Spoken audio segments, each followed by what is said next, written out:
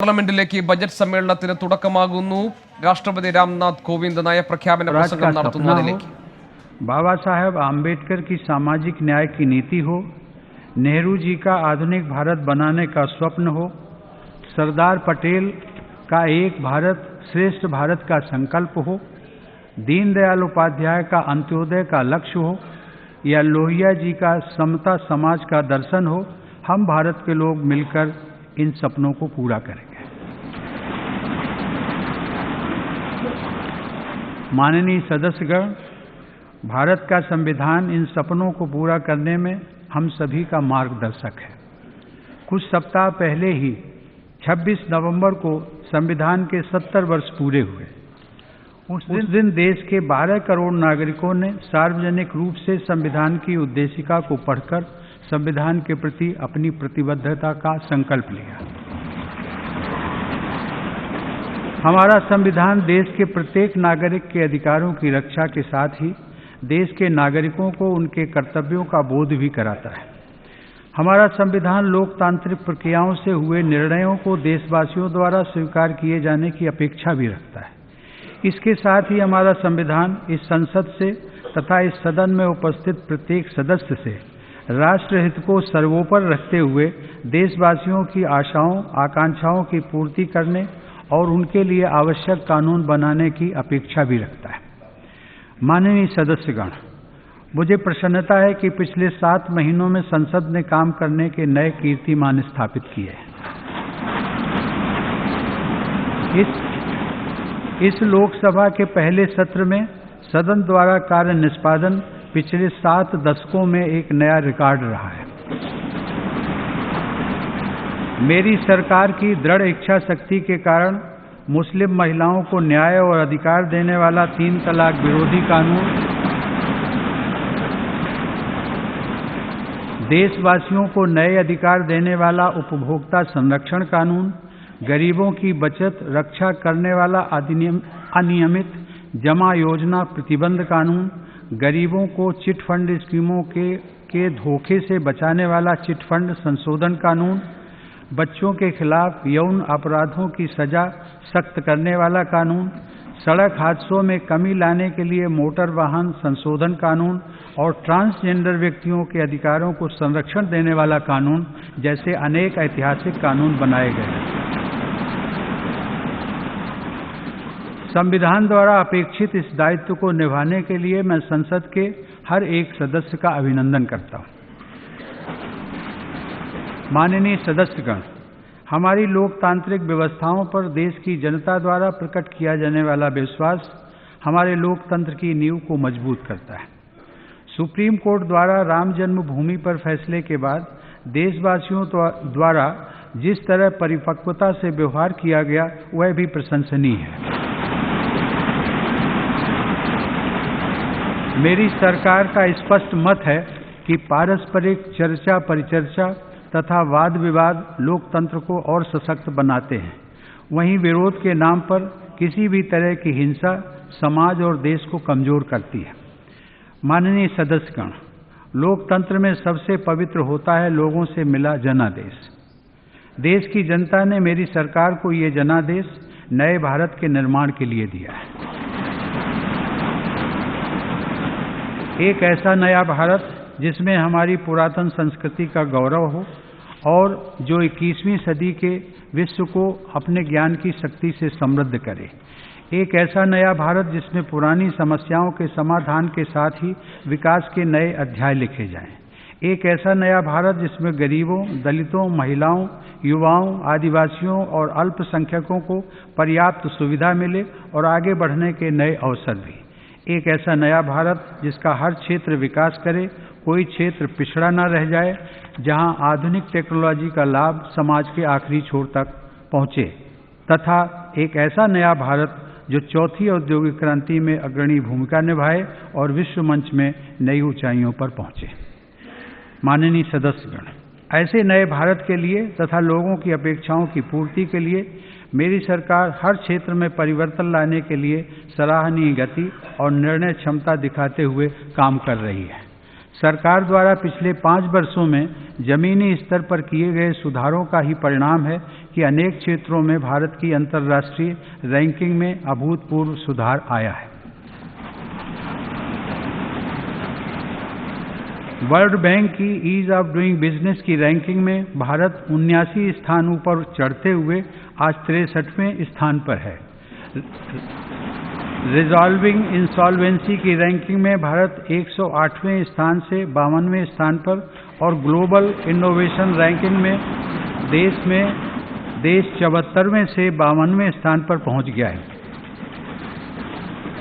Logistics performance index में भारत ने अपनी अंतर्राष्ट्रीय रैंकिंग में 10 अंकों का सुधार किया है। वर्ल्ड इकोनॉमिक फोरम की travel and tourism competitiveness ranking में भारत 52वें स्थान से 34वें स्थान पर पहुंच गया है। अलग अलग क्षेत्रों में ये सुधार अंतर्राष्ट्रीय जगत को भी एक आह्वान है कि भारत ने पिछले 5-6 वर्षों में किस तरह अपनी बुनियाद मजबूत की है और भारत के लोग कैसे नए भारत के निर्माण के लिए उत्साहित हैं। माननीय सदस्यगण, मेरी सरकार सबका साथ, सबका विकास, सबका विश्वास के मंत्र पर चलते हुए पूरी निष्ठा और ईमानदारी से काम कर रही है।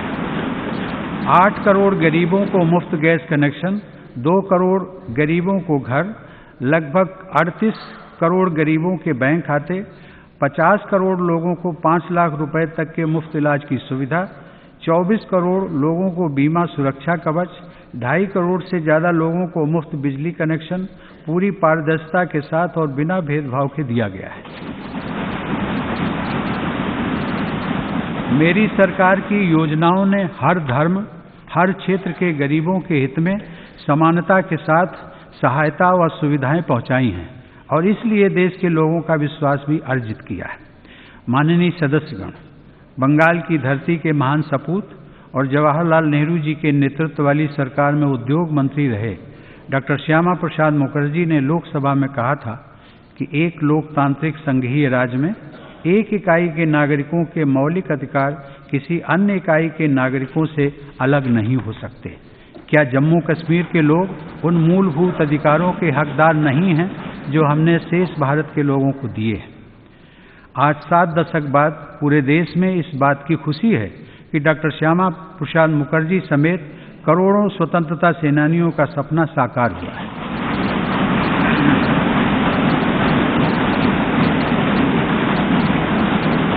और जम्मू कश्मीर एवं लद्दाख के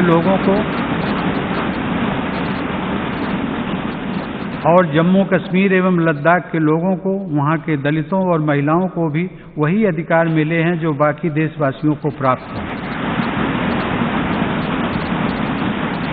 संसद के दोनों सदनों द्वारा 2/3 बहुमत से संविधान के अनुच्छेद 370 और अनुच्छेद 35A को हटाया जाना न सिर्फ ऐतिहासिक है बल्कि इससे जम्मू कश्मीर और लद्दाख के समान विकास का भी मार्ग प्रशस्त हुआ है। मैं इस सदन के माध्यम से जम्मू कश्मीर और लद्दाख के लोगों को विकास की मुख्य धारा से जुड़ने के लिए बहुत बहुत बधाई देता हूं। माननीय सदस्यगण, जम्मू कश्मीर और लद्दाख का तेज विकास, वहां की संस्कृति और परंपराओं की रक्षा, पारदर्शी व ईमानदार प्रशासन और लोकतंत्र का सशक्तिकरण मेरी सरकार की प्राथमिकताओं में है।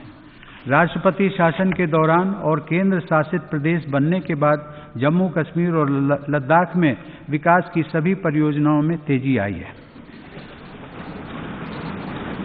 वर्ष 2018 के अंत में जम्मू कश्मीर की 4,400 से अधिक पंचायतों में शांतिपूर्वक चुनाव संपन्न हुए थे।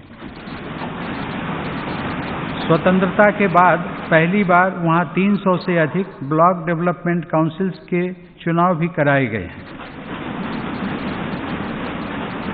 अब वहां के लोगों को स्वच्छ भारत अभियान, उज्ज्वला योजना, आयुष्मान भारत योजना, उजाला योजना, डीबीटी तथा खाद्य सब्सिडी का पारदर्शी तरीके से पूरा लाभ मिल रहा है।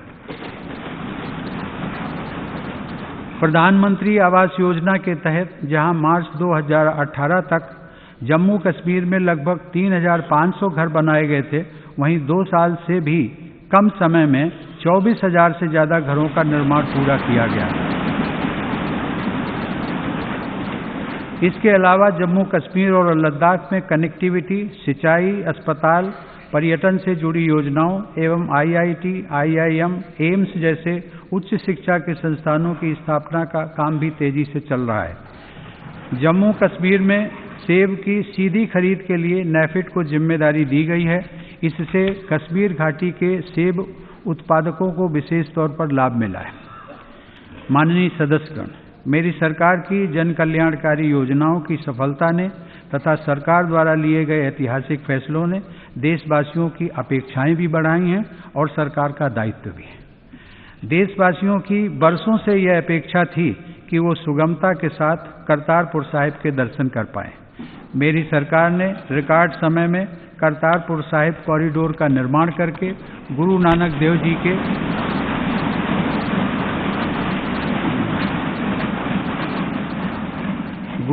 देव जी के 550वें प्रकाश पर्व के अवसर पर इसे राष्ट्र को समर्पित किया। गुरु नानक देव जी के 550वें प्रकाश पर्व को देश और दुनिया में पूरे मान सम्मान के साथ मनाने का अवसर मिलना मेरी सरकार के लिए सौभाग्य की बात है। मेरी सरकार द्वारा श्री गुरु तेग बहादुर जी का 400वां प्रकाश पर्व भी पूरी भव्यता और दिव्यता के साथ मनाया जाएगा। देश की माननीय सदस्यगण, देश की राजधानी दिल्ली में रहने वाले 40 लाख से ज़्यादा लोग बरसों से इस अपेक्षा में जी रहे थे कि एक दिन उन्हें अपने घर का मालिकाना हक और गरिमापूर्ण जीवन जीने का अधिकार मिलेगा। दिल्ली की 1700 से अधिक कॉलोनियों में रहने वाले लोगों की इस अपेक्षा को भी सरकार ने पूरा किया।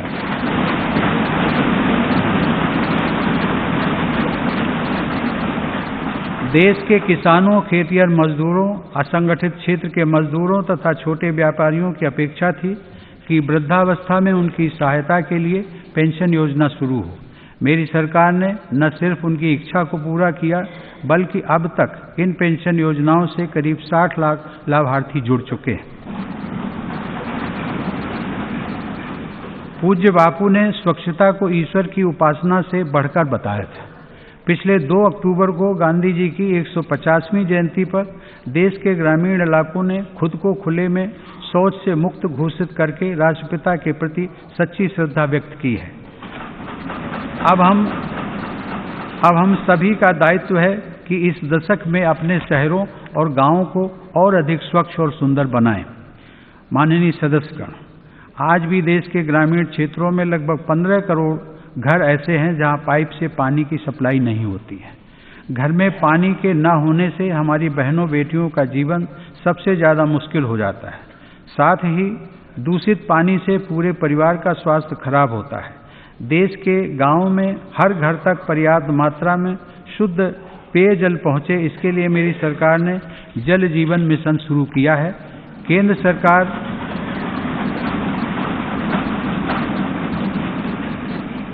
सरकार, सभी राज्य सरकारें, स्थानीय निकाय और स्वयंसेवी संस्थाएं मिलकर इस अभियान को जन आंदोलन में बदल रही हैं। इस योजना पर आने वाले समय में 3,60,000 करोड़ रुपए खर्च किए जाएंगे। मेरी सरकार ने देश के सबसे संकटग्रस्त ऐसे 7 राज्यों में जहां भूजल का स्तर तेजी से घट रहा है, वहां विशेष तौर पर अटल भूजल योजना शुरू की है। माननीय सदस्यगण, मेरी सरकार का सबका साथ, सबका विकास, सबका विश्वास का मंत्र देश के प्रत्येक नागरिक के साथ ही देश के अलग अलग भूभाग और राज्यों से भी जुड़ा हुआ है। मेरी सरकार मानती है कि जैसे समाज के आखिरी छोर पर खड़े व्यक्ति के विकास को प्राथमिकता मिलनी चाहिए, वैसे ही विकास में पीछे रह गए क्षेत्रों के विकास को भी प्राथमिकता दी जाए।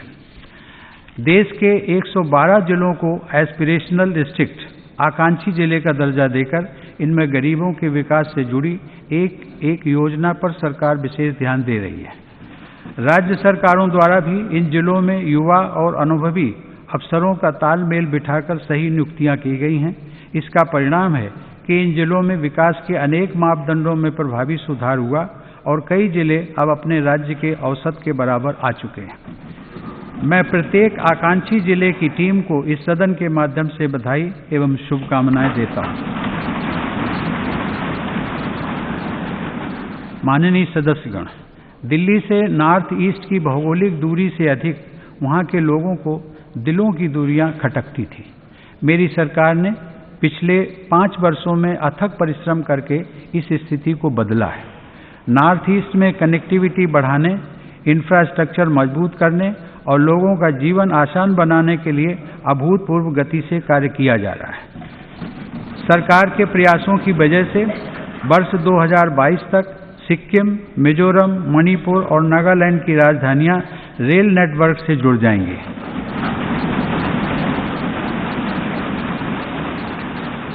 अगरतला अखौरा रेल लिंक पर भी काम तेजी से चल रहा है। वर्ष 2022 में ही अरुणाचल प्रदेश के हल्द्वानी में बन रहे नए एयरपोर्ट का काम भी पूरा हो जाएगा। इसके अलावा गुवाहाटी में एम्स, नुमालीगढ़ में बायो रिफाइनरी, मणिपुर में स्पोर्ट्स यूनिवर्सिटी का भी निर्माण तेज गति से हो रहा है। हाल ही में सरकार द्वारा north east gas grid project के लिए लगभग 9,000 करोड़ रुपए स्वीकृत किए हैं। यह प्रोजेक्ट नॉर्थ ईस्ट के सभी 8 राज्यों में गैस बेस्ड इकोनॉमी का आधार बनेगा।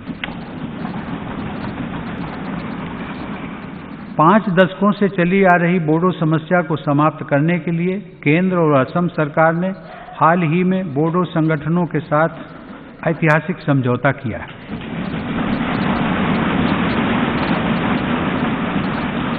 इस समझौते से ऐसी जटिल समस्या जिसमें 4,000 से ज्यादा लोगों की मृत्यु हुई, उसका समाधान निकला है। समझौते के बाद बोडो समुदाय के विकास के लिए सरकार द्वारा 1,500 करोड़ रुपए खर्च किए जाएंगे। त्रिपुरा, मिजोरम, केंद्र सरकार और ब्रू जनजाति के बीच हुए ऐसे ही एक और ऐतिहासिक समझौते से न सिर्फ दशकों पुरानी समस्या हल हुई है, बल्कि इससे ब्रू जनजाति के हजारों लोगों के लिए सुरक्षित जीवन भी सुनिश्चित हुआ है।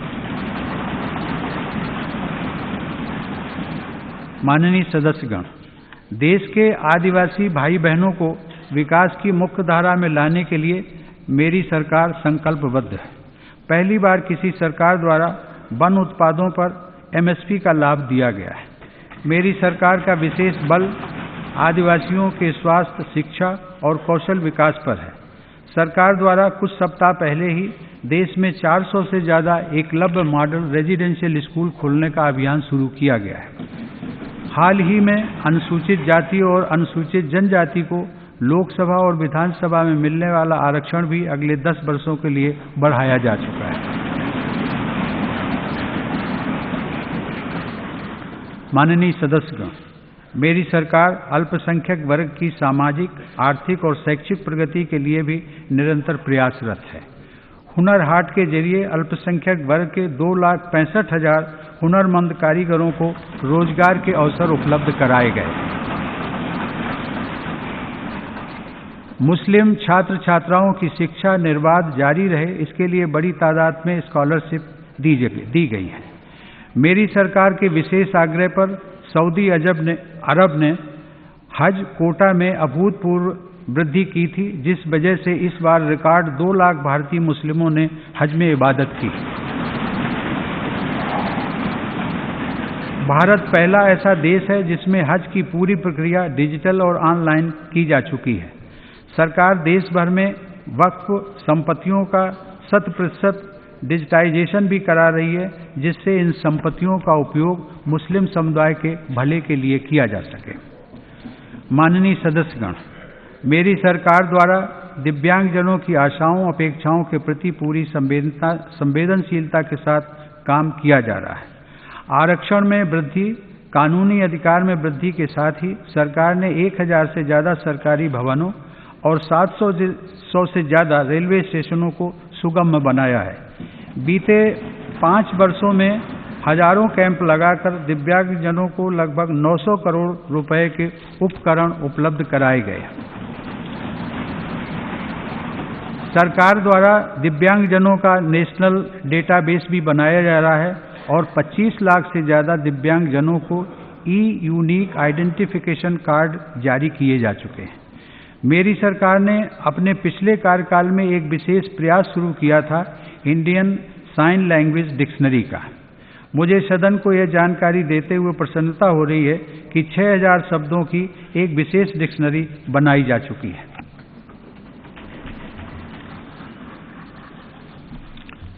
माननीय सदस्यगण, भारत ने हमेशा सर्वपंथ समभाव पर विश्वास किया है, लेकिन विभाजन के समय सबसे ज्यादा प्रहार भारत और भारतवासियों के इसी विश्वास पर किया गया। विभाजन के बाद बने माहौल में राष्ट्रपिता महात्मा गांधी ने कहा था कि पाकिस्तान के हिंदू और सिख जो वहां नहीं रहना चाहते वे भारत आ सकते हैं। उन्हें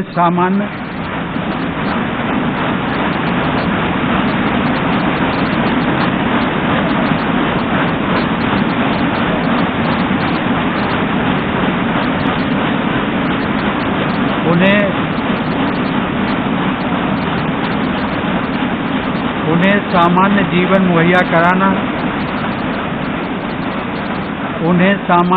मुहैया कराना भारत सरकार का कर्तव्य है।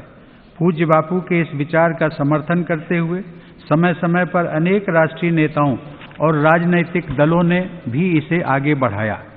हमारे राष्ट्र निर्माताओं की उस इच्छा का सम्मान करना हमारा दायित्व है। मुझे प्रसन्नता है कि संसद के दोनों सदनों द्वारा नागरिकता संशोधन कानून बनाकर उनकी इच्छा को पूरा किया गया।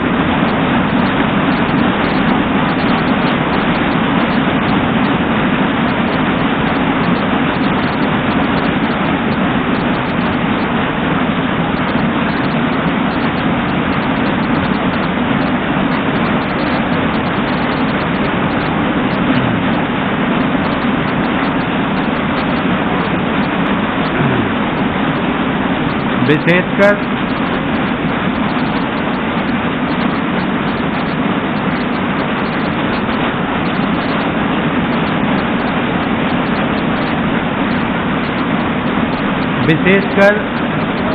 ऐसे समय में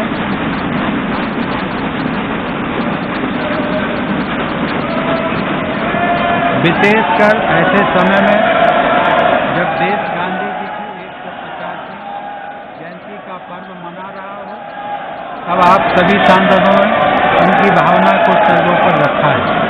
मैं संसद के दोनों सदनों का तथा सभी सांसदों का अभिनंदन करता हूं। माननीय सदस्य,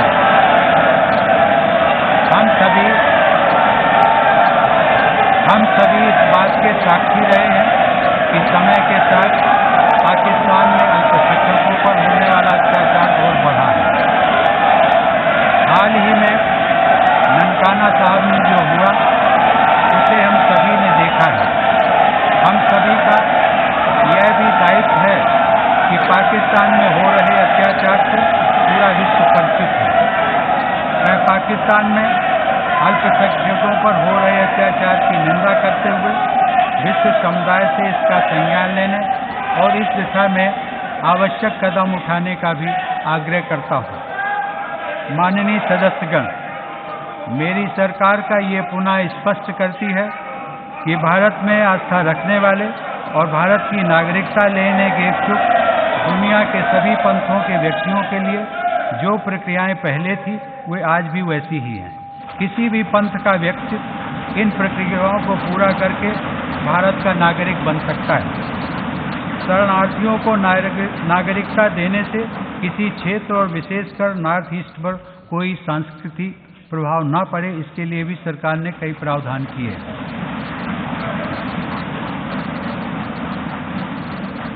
माननीय सदस्यगण, भारत भूमि के महान संत कवि थिरुवल्लुवर ने कहा था, उर्वार उलगत्तार्क आनी ताट्राद अरुवारे एलाम पुरुत, अर्थात किसान धुरी की कील के समान है जो पूरे विश्व को संभाल कर रखता है। वो उन सब के भार का वहन करता है जो खेती नहीं कर सकते। हमारा देश हमारे अन्नदाता किसानों का ऋणी है, जिनके परिश्रम से हम खाद्यान्न में आत्मनिर्भर हैं। निस्वार्थ भाव से देश की सेवा करने वाले किसानों की जिंदगी बदले, ग्रामीण क्षेत्रों का विकास हो, ये मेरी सरकार की प्राथमिकता है। ग्रामीण अर्थव्यवस्था को मजबूत बनाने के लिए आने वाले वर्षों में सरकार 25 लाख करोड़ रुपए की राशि खर्च करने जा रही है। किसानों की आय को दोगुना करने के लिए सरकार द्वारा आय केंद्रित व्यवस्था विकसित करने की रणनीति पर काम किया जा रहा है। माननीय सदस्यगण, प्रधानमंत्री किसान सम्मान निधि के तहत 8 करोड़ से ज्यादा किसान परिवारों के बैंक खाते में 43,000 करोड़ रुपए से अधिक की राशि जमा कराई गई।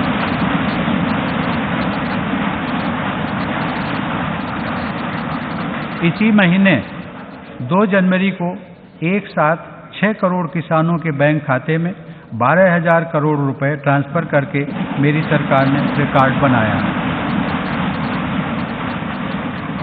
मेरी सरकार किसानों को लागत का 1.5 गुना मूल्य देने के लिए समर्पित भाव से काम कर रही है।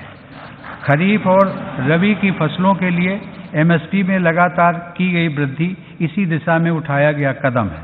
सरकार के प्रयासों से दलहन और तिलहन की खरीद में 20 गुना से अधिक की बढ़ोतरी हुई है।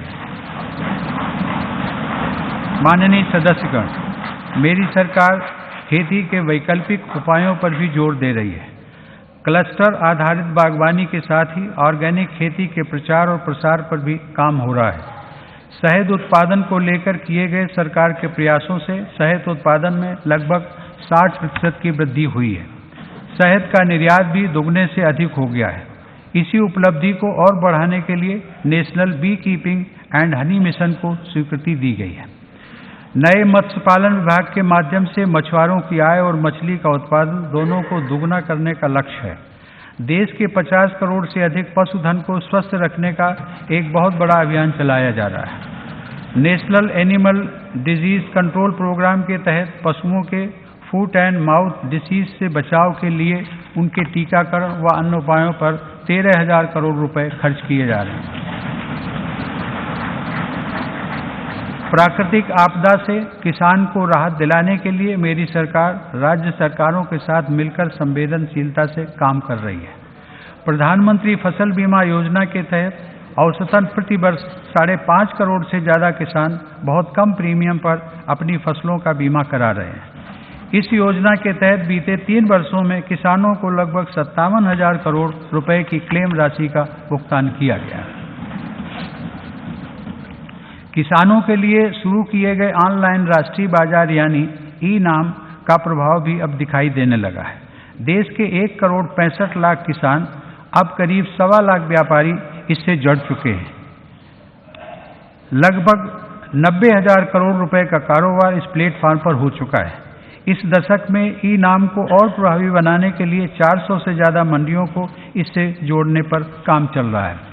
माननीय सदस्यगण, व्यक्ति के स्वास्थ्य का प्रभाव परिवार और देश दोनों के विकास पर पड़ता है। मेरी सरकार स्वास्थ्य को लेकर समग्रता के साथ काम कर रही है। प्रिवेंटिव हेल्थ केयर और क्यूरेटिव हेल्थ केयर हर स्तर पर गंभीर प्रयास हो रहे हैं। स्वच्छ भारत अभियान, जल जीवन मिशन, पोषण अभियान, फिट इंडिया अभियान, आयुष्मान भारत योजना, ऐसी अनेक योजनाएं देशवासियों के स्वास्थ्य में सुधार लाने में सहायक हो रही हैं। आयुष्मान भारत योजना का व्यापक असर देश के हेल्थ सेक्टर पर देखने को मिल रहा है। प्रधानमंत्री जन आरोग्य योजना के तहत अब तक 75 लाख गरीब अपना मुफ्त इलाज करा चुके हैं। इसके साथ ही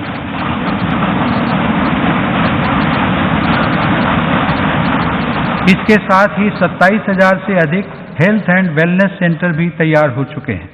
माननीय सदस्यगण, मेरी सरकार द्वारा लिए गए फैसलों की वजह से गरीब और मध्यम वर्ग का इलाज का खर्च काफी कम हुआ है। 1,000 से अधिक जरूरी दवाइयों की कीमत नियंत्रित होने से मरीजों के 12,500 करोड़ रुपए बचे हैं। स्टेंट्स और नी इम्प्लांट्स की कीमत कम होने से लाखों मरीजों को नया जीवन मिला है। अब प्रतिदिन 5 से 7 लाख मरीज गंभीर बीमारियों की दवाई 6,000 से अधिक जन औषधि केंद्रों से कम कीमत में खरीद रहे हैं। मेरी सरकार ने नेशनल मेडिकल कमीशन बनाकर मेडिकल शिक्षा और स्वास्थ्य सेवा में सुधार की अपनी प्रतिबद्धता दोहराई है। इसी वर्ष देश में 75 नए मेडिकल कॉलेज बनाने की स्वीकृति दी गई है, जिससे देश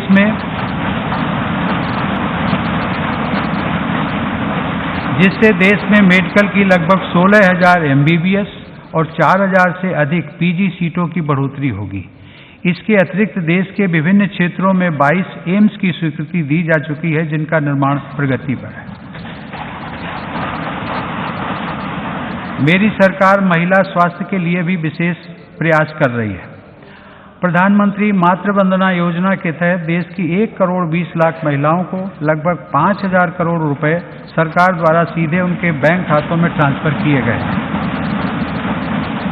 मिशन इंद्रधनुष के तहत 3 करोड़ 50 लाख शिशुओं और लगभग 90 लाख गर्भवती महिलाओं का टीकाकरण हो चुका है। दलितों और आदिवासी क्षेत्रों में इन योजनाओं का लाभ विशेष तौर पर देखने को मिल रहा है।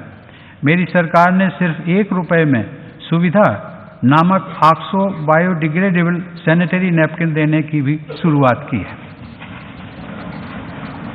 माननीय सदस्यगण, मेरी सरकार के प्रयासों से महिला उद्यमशीलता और आजीविका को बढ़ावा देने के लिए सेल्फ हेल्प ग्रुप अभियान से अभी तक 6 करोड़ 60 लाख से अधिक महिलाएं जुड़ चुकी हैं।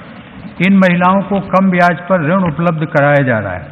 कार्य में समान अवसर उपलब्ध कराने के उद्देश्य से पहली बार अंडरग्राउंड माइंस में तथा ओपन कास्ट माइंस में महिलाओं को रात्रि में भी काम करने की अनुमति दी गई है। समानता के इसी उद्देश्य के साथ पहली बार सैनिक स्कूलों में बेटियों के दाखिले को स्वीकृति दी गई है। मिलिट्री पुलिस में महिलाओं की नियुक्ति का काम भी जारी है। भारतीय वायुसेना ने पहली बार फाइटर स्ट्रीम और डिफेंस अटैची के रूप में भी उन्हें नया अवसर दिया है। माननीय सदस्यगण, मेरी सरकार महिलाओं की सुरक्षा को लेकर संवेदनशीलता के साथ काम कर रही है। महिला सुरक्षा की दृष्टि से देश में 600 से अधिक वन स्टॉप सेंटर बनाए जा चुके हैं। महिलाओं के खिलाफ अपराध करने वालों की पहचान करने के लिए एक राष्ट्रीय डेटाबेस तैयार किया गया है।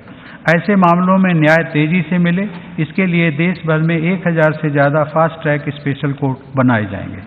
यह भी तय किया गया है कि वीमेन हेल्प डेस्क का विस्तार देश के हर पुलिस स्टेशन में किया जाए।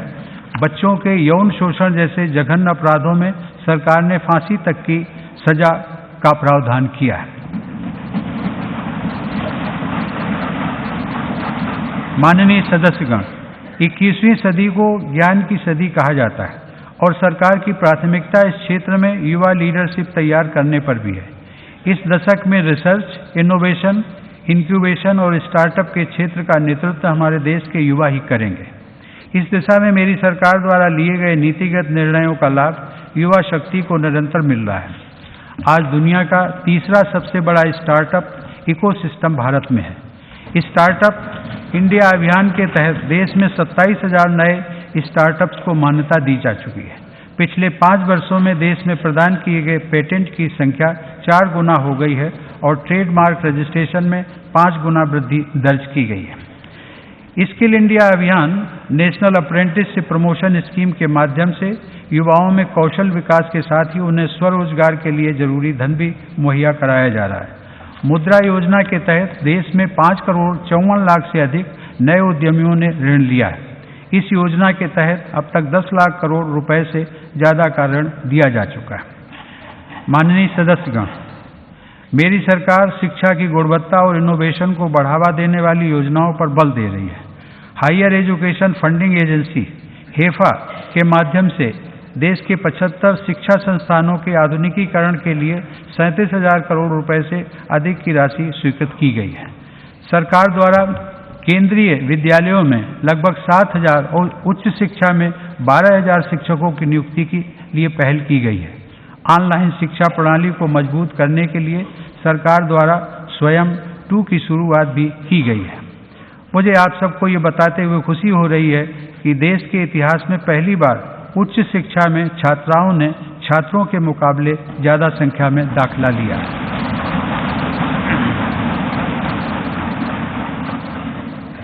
माननीय सदस्यगण, खेल के क्षेत्र में भारत को विश्व की महत्वपूर्ण शक्ति बनाने की पूरी संभावना हमारे युवाओं में है।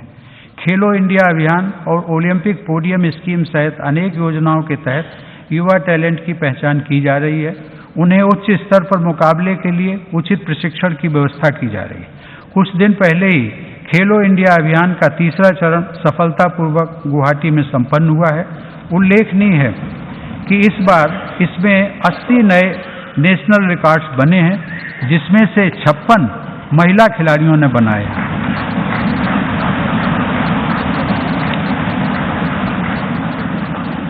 माननीय सदस्यगण, इस वर्ष 1 अगस्त को महान स्वतंत्रता सेनानी बाल गंगाधर तिलक की 100वीं पुण्यतिथि है। बाल गंगाधर तिलक ने स्वराज को जन्मसिद्ध अधिकार बताने वाला कालजयी आह्वान किया था। स्वराज की सिद्धि के बाद देश ने सुराज प्राप्ति के लिए आगे बढ़ना शुरू किया। सुराज के लक्ष्य की ओर तेजी से बढ़ते हुए मेरी सरकार 3 स्तरों पर कार्य कर रही है। पहला, सरकार की कार्य संस्कृति में परिवर्तन तथा संगठनों का सशक्तिकरण। दूसरा, पारदर्शिता के लिए आधुनिक टेक्नोलॉजी का इस्तेमाल। और तीसरा, जमीनी स्तर पर स्वस्थ स्पर्धा और जन भागीदारी को बढ़ावा। माननीय सदस्यगण, मिनिमम गवर्नमेंट मैक्सिमम गवर्नेंस के मूल सिद्धांत पर चलते हुए सरकार द्वारा अनेक रिफॉर्म किए गए हैं। हाल ही में 58 और कानूनों को समाप्त करने के बाद अब सरकार द्वारा समाप्त किए गए कानूनों की संख्या लगभग 1500 तक पहुंच गई है। पारदर्शिता लाने के लिए हर स्तर की नियुक्ति प्रक्रिया में रिफॉर्म किया जा रहा है। ग्रुप बी के अधिकांश और ग्रुप सी पदों में इंटरव्यू समाप्त किए जाने का लाभ युवाओं को हो रहा है। माननीय सदस्यगण, योजनाओं के सफल क्रियान्वयन के लिए साइलोज का समाप्त होना और विभागों में समन्वय बहुत आवश्यक है। इस दिशा में पिछले वर्ष अक्टूबर में सिविल सेवा की 20 से अधिक सेवाओं के अफसरों के लिए कॉमन फाउंडेशन कोर्स का आयोजन एक महत्वपूर्ण कड़ी है। हाल ही में भारतीय रेल के प्रबंधन को भी पुनर्गठित किया गया है। देश के अलग अलग ट्राइब्यूनल्स और प्रभावी तरीके से काम कर सकें, इसके लिए ट्राइब्यूनल सिस्टम को भी सुधारा जा रहा है। योजनाओं को लक्ष्योन्मुख बनाने के लिए सरकार द्वारा नए मंत्रालयों का गठन भी किया गया है। सरकार द्वारा कौशल विकास मंत्रालय एवं जल शक्ति मंत्रालय का गठन इसी सोच का उदाहरण है। माननीय सदस्यगण, सरकारी सेवाओं और सरकारी लाभ की तेज और सटीक डिलीवरी मेरी सरकार की विशेषता रही है। ऐसा इसलिए संभव हुआ क्योंकि टेक्नोलॉजी को अभूतपूर्व स्तर पर सुशासन का आधार बनाया गया है। पारदर्शिता के साथ लाभार्थियों की पहचान, लाभार्थियों के बैंक खाते में 100% राशि का ट्रांसफर और योजनाओं की मॉनिटरिंग में आधुनिक टेक्नोलॉजी के उपयोग ने गरीब और मध्यम वर्ग का जीवन आसान बनाया। अब इस दशक में यही टेक्नोलॉजी देशवासियों के जीवन की गुणवत्ता सुधारने में भी उनकी मदद करेगी।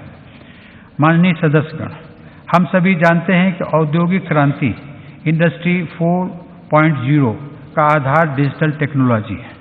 मेरी सरकार द्वारा 21वीं सदी में औद्योगिक क्रांति का पूरा लाभ उठाने के लिए डिजिटल इंडिया अभियान के माध्यम से डिजिटल एक्सेस, डिजिटल इंक्लूजन और डिजिटल एम्पावरमेंट पर अभूतपूर्व बल दिया गया।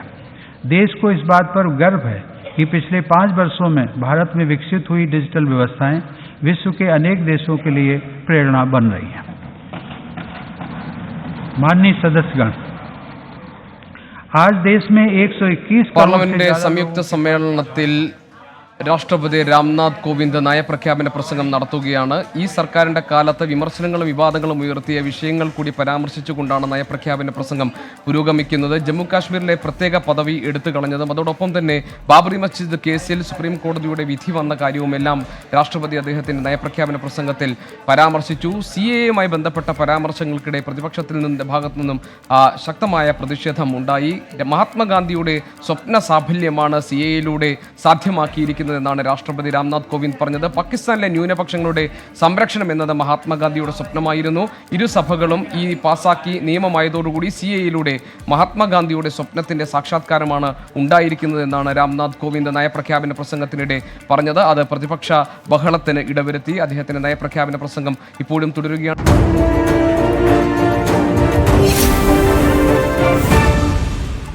രാഷ്ട്രപതി രാംനാഥ് കോവിന്ദ് പാർലമെന്റിന്റെ ഇരുസഭകളെയും അഭിസംബോധന ചെയ്ത് നയപ്രഖ്യാപന പ്രസംഗം നടത്തുകയാണ്. പാർലമെന്റിലേക്ക് വീണ്ടും പോകാം. രാംനാഥ് കോവിന്ദിന്റെ നയപ്രഖ്യാപന പ്രസംഗത്തിനിടെ പ്രതിപക്ഷ പ്രതിഷേധമുണ്ടായി. CAA-യുമായി ബന്ധപ്പെട്ട പരാമർശങ്ങൾക്കിടെയാണ് പ്രതിഷേധം ഉണ്ടായത്.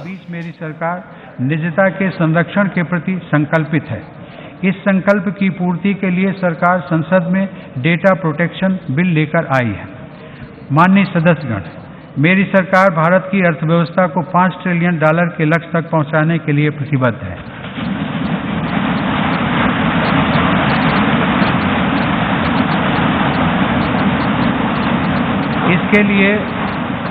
इसके लिए सभी स्टेक होल्डर से बातचीत करके अर्थव्यवस्था में हर स्तर पर काम किया जा रहा है। दुनिया भर में आने वाली चुनौतियों के बावजूद भारत की अर्थव्यवस्था की नींव मजबूत है। हमारा विदेशी मुद्रा भंडार $450 बिलियन से भी ऊपर के ऐतिहासिक स्तर पर है। भारत में प्रत्यक्ष विदेशी निवेश यानी FDI भी निरंतर बढ़ रहा है। पिछले वर्ष की तुलना में इस बार अप्रैल से अक्टूबर के बीच FDI $3 अरब बढ़ा है। वहीं पब्लिक सेक्टर के छोटे बैंकों के विलय से बैंक सुदृढ़ हुए हैं और ऋण देने की उनकी क्षमता भी बढ़ी है। इस वित्त वर्ष की पहली छमाही में 12 सरकारी बैंक मुनाफे में रहे हैं। इंसॉल्वेंसी एंड बैंक्रप्सी कोड की वजह से बैंकों और अन्य संस्थानों के करीब 3.5 लाख करोड़ रुपए वापस भी आए हैं। कारपोरेट टैक्स में की गई कटौती और लेबर कोड से जुड़े कानून के बनने से भारत में कारोबार और आसान होगा। माननीय सदस्यगण, अर्थव्यवस्था की गति एवं मैन्युफैक्चरिंग और एक्सपोर्ट को बढ़ाने के लिए मेरी सरकार मेक इन इंडिया को सशक्त कर रही है। सरकार द्वारा तमिलनाडु और यूपी में 2 डिफेंस कॉरिडोर और देश में 5 इंडस्ट्रियल कॉरिडोर भी विकसित किए जा रहे हैं।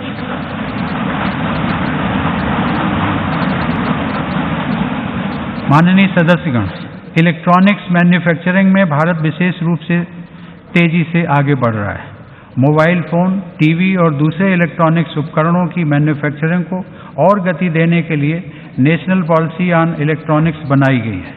वर्ष 2014-15 में देश में जहां करीब 1,96,000 करोड़ रुपए के इलेक्ट्रॉनिक्स उपकरणों का निर्माण हुआ, वहीं वर्ष 2018-19 में यह बढ़कर 4,58,000 करोड़ रुपए तक पहुंच गया।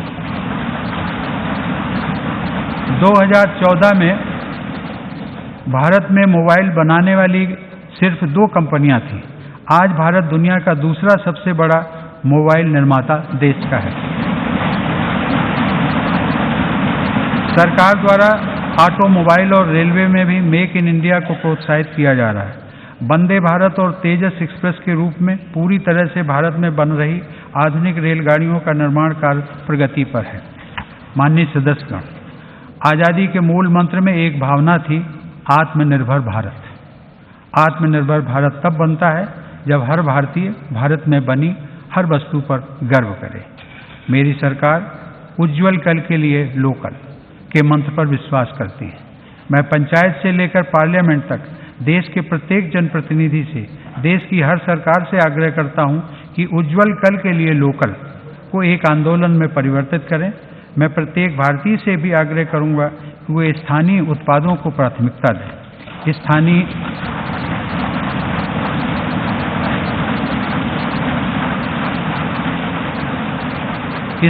स्तर पर बनी वस्तुओं का उपयोग करने पर आप अपने क्षेत्र के लघु उद्यमियों की बहुत बड़ी मदद करेंगे।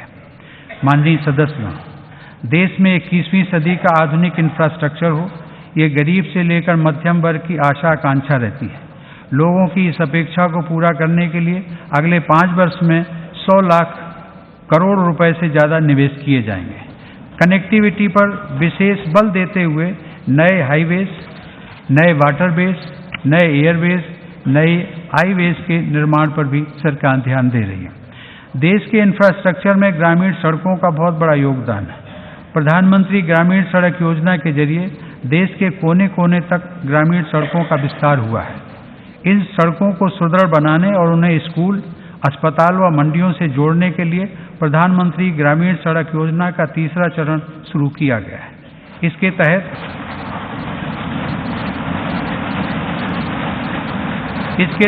1,25,000 किलोमीटर की सड़कों का निर्माण और सुधार किया जाएगा।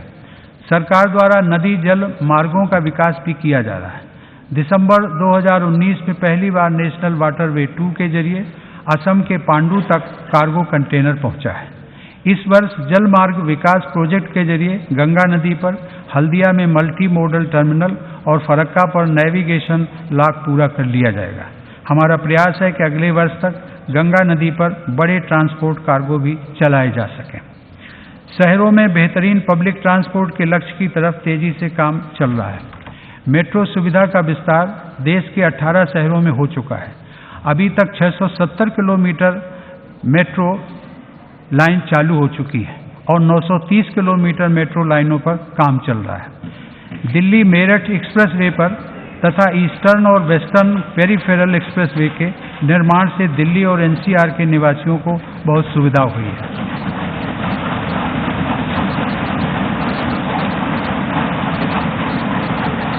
माननीय सदस्यगण, $5 ट्रिलियन की अर्थव्यवस्था के लक्ष्य को प्राप्त करने में देश के टियर 2 और टियर 3 शहर एक नई भूमिका के साथ उभर रहे हैं। स्वच्छता हो, सुविधाएं हो, स्टार्टअप हो या फिर दूसरा कारोबार, छोटे शहरों की प्रगति उत्साहवर्धक है। साल 2014 के बाद से ही छोटे शहरों में स्टार्टअप्स की 45 से 50% की वृद्धि दर देखी गई है। इसी तरह उड़ान योजना के तहत करीब 35 लाख लोग अब तक हवाई यात्रा कर चुके हैं। पिछले वर्ष 335 नए हवाई मार्गों की अनुमति दी गई है। अनुमान है कि आने वाले देशों में देश का आधे से ज़्यादा डिजिटल लेन देन इन्हीं टियर 2 और टियर 3 शहरों में होगा। छोटे शहरों और नए मध्यम वर्ग के विकास को देखते हुए मेरी सरकार द्वारा उनकी अपेक्षाओं का पूरा ध्यान रखा जा रहा है। 5 लाख रुपए तक की आय को कर मुक्त करने से भी सबसे अधिक लाभ छोटे शहरों के मध्यम वर्ग को हुआ है। मध्यम वर्ग के जिन परिवारों की आय 18 लाख रुपए तक की है, उन्हें 20 वर्ष तक के होम लोन पर 5 से 6 लाख रुपए तक की बचत हो रही है।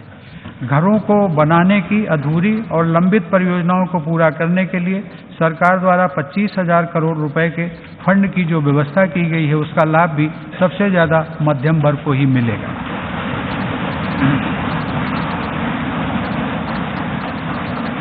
माननीय सदस्यगण, क्लीन एनर्जी के क्षेत्र में भारत विश्व में प्रभावी भूमिका निभा रहा है।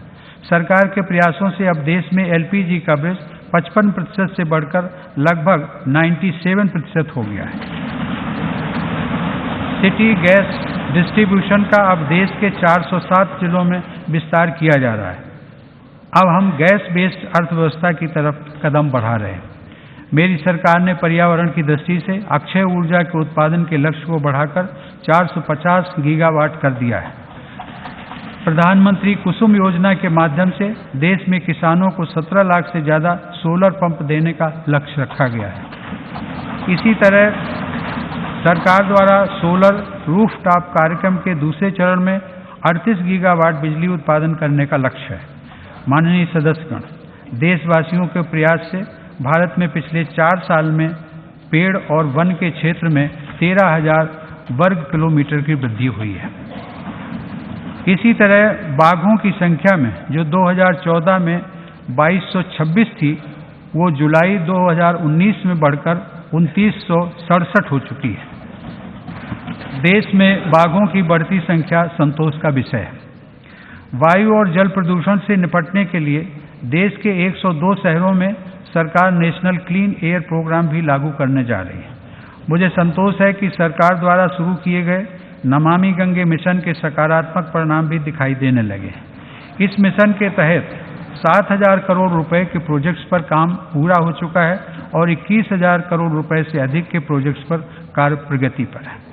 इन सारे प्रयासों का असर देश के पर्यटन क्षेत्र पर भी दिख रहा है। बीते कुछ वर्षों से पर्यटन को बढ़ावा देने के लिए इससे जुड़े इंफ्रास्ट्रक्चर पर अभूतपूर्व काम किया गया है। हाल ही में देश की हेरिटेज बिल्डिंग्स के संरक्षण और सौंदर्यीकरण के लिए कोलकाता से एक राष्ट्रव्यापी कार्यक्रम की शुरुआत की गई है। स्वदेश दर्शन और प्रसाद योजना से तैयार हो रहे आधुनिक इंफ्रास्ट्रक्चर से भी पर्यटन सेक्टर को मजबूती मिल रही है। दुनिया की सबसे ऊंची सरदार पटेल की प्रतिमा स्टैच्यू ऑफ यूनिटी को देखने आने वाले पर्यटकों की संख्या भी नित नए रिकॉर्ड बना रही है।